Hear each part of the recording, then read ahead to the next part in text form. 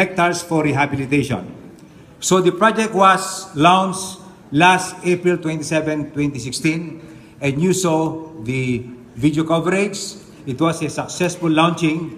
But before that, Dr. Howe brought the people and the officials of Banaue to a trip in Asia, in Indonesia, in Japan, and in China.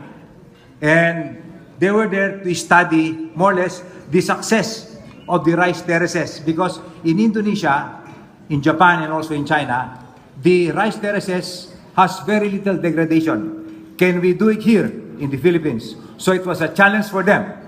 They would like to rectify the mindset that we also in Banaue can do it. So they went to these places.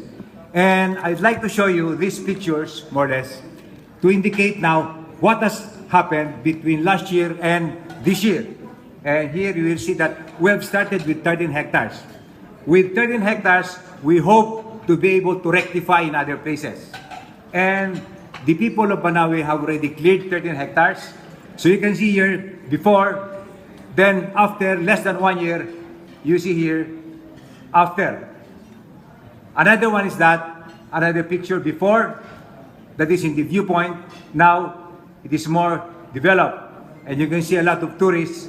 And then another picture will show you, before there was no clearance, now they can plant rice. So they started planting rice sometime 2 weeks ago, because eventually the project will give livelihood for the people of Banaue. Now the question is, can we sustain this?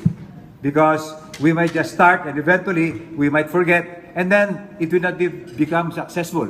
So we thought that the project would consist of a triad.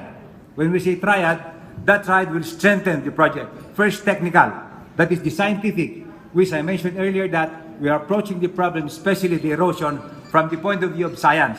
We have two experts in the persons of Dr. Mori and Dr. Hiro from a famous university in Japan. Second, cultural.